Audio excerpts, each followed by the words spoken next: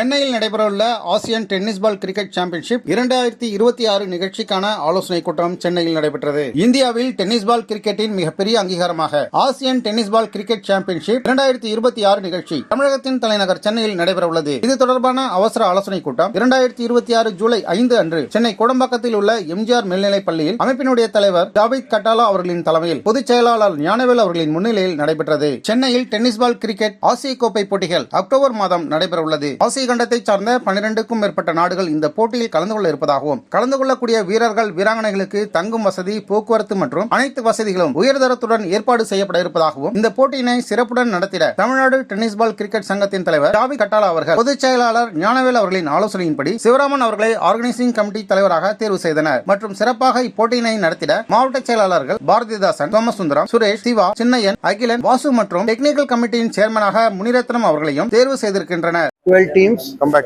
20th October to 30th October approximately. Any 4 days, whatever it is. Now the main thing is, sir, ready sir?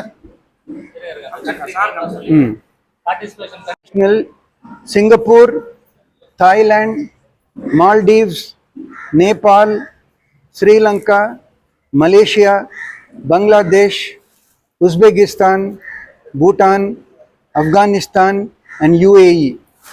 These are all confirmed. Maybe some more people may come, some more teams.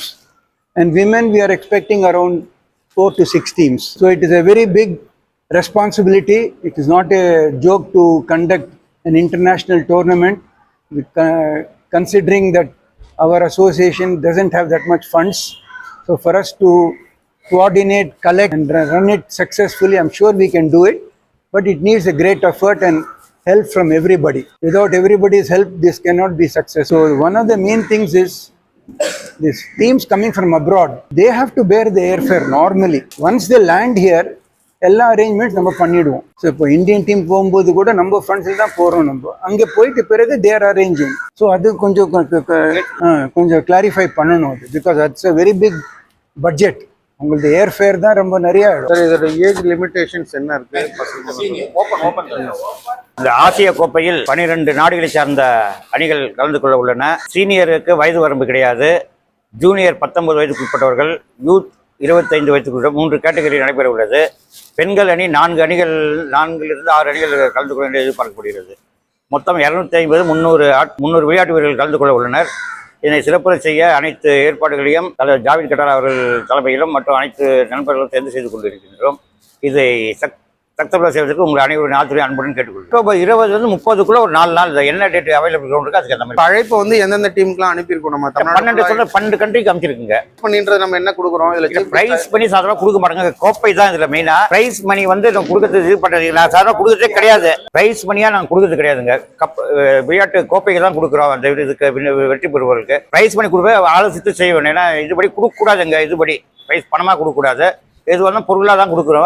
அது பார்த்து இது பண்ணிட்டு. இது எத்தனாவது வருடம் sir இது நம்ம? இது ஆசியா கோப்பை வந்து இது 3வது வருஷம். இது 3வது. தொடர்ந்து நம்ம சென்னையில மட்டும் நடத்துற மாதிரி? சென்னையில் தான் முதல் முறையாக நடத்துறாங்க. இது முதல் முறை. தமிழ்நாட்டில் ஒரு 10 விளையாட்டு வீரர்கள் கலந்து கொள்ள இருக்கிறாங்க. மொத்தம் 30 பேர் இருக்காங்க. இந்திய பிள்ளையில 10 பேர் நம்ம ஆளுங்க இருப்பாங்கன்னு நினைக்கிறோம். கன்ஃபார்மா அவங்க சொல்லணும். அப்போ தான் தெரியும். ஃபெடரேஷன் தான் ஃபைனல் பண்ணுவாங்க. அது தமிழக விளையாட்டுத்துறை இல்லை, அது இது கொடுத்துருக்கோம். லெட்டர்லாம் கொடுத்துருக்கோம். அவங்க சொல்றான்னு சொல்லியிருக்காங்க. எல்லாம் பிஸியாக இருக்கான்னு சொல்லுவாங்க கண்டிப்பாக. என் பேர் ஞானவேல், பொதுச் செயலாளர் தமிழ்நாடு டென்னிஸ் பால் கிரிக்கெட் சங்கம். தலைவர் ஜாவித் கட்டாலா, டாக்டர் ஜாவித் கட்டாலா, தலைவர் தமிழ்நாடு டென்னிஸ் பால் கிரிக்கெட் சங்கம். இந்த அவசர ஆலோசனை கூட்டத்தில் பல மாவட்டங்களை சார்ந்த மாவட்ட நிர்வாகிகள் கலந்து கொண்டனர். 12 ஆசிய நாடுகள் பங்கேற்கக்கூடிய இந்த சர்வதேச போட்டியை தமிழ்நாடு டென்னிஸ் பால் கிரிக்கெட் சங்கம் நடத்த இருப்பதாக அதிகாரப்பூர்வ அறிக்கை தெரிவித்துள்ளது. 2026 அக்டோபரில் சென்னையில் இந்த சர்வதேச போட்டிகள் நடைபெற இருக்கின்றன. 12 நாடுகள் பங்கேற்கும் என தெரிவிக்கப்பட்டுள்ளது. போட்டி ஏற்பாடுகளை இறுதி செய்வதற்காக அவசர ஒருங்கிணைப்பு குழு கூட்டத்தில் பல்வேறு ஆலோசனைகள் மேற்கொள்ளப்பட்டு இறுதி செய்யப்பட்டுள்ளன. தமிழ்நாடு சர்வதேச டென்னிஸ் பால் கிரிக்கெட் போட்டியை நடத்தும் முக்கிய மாநிலமாக தமிழ்நாடு உருவெடுக்கும் என்றும் தமிழக வீரர்களுக்கு சர்வதேச அளவில் விளையாடும் வாய்ப்புகள் அதிகரிக்கும். இந்தியாவில் டென்னிஸ் பால் கிரிக்கெட் போட்டிக்கு மேலும் புதிய அங்கீகாரம் கிடைக்கும். இந்திய டென்னிஸ் பால் கிரிக்கெட் கூட்டமைப்பு பல சர்வதேச தொடர்களை நடத்தி வரக்கூடிய சூழலில் அந்த போட்டியையும் இந்த வளர்ச்சியின் ஒரு முக்கிய கட்டமாக பார்க்கப்படுகிறது. போட்டி அட்டவணை, மைதானம், பங்கேற்கும் நாடுகளின் இறுதிப் பட்டியல் போன்ற முழு விவரங்கள் மிக விரைவில் அதிகாரப்பூர்வமாக வெளியிடப்படும் என பொதுச் செயலாளர் ஞானவேல் அவர்கள் தெரிவித்துள்ளார். இதுபோன்ற செய்திகளை தொடர்ந்து பெற நம்ம வேர்ல்ட் பிரின்ஸ் சேனலை மறக்காம சப்ஸ்கிரைப் அண்ட் ஃபாலோ செய்து கொள்ளுங்கள்.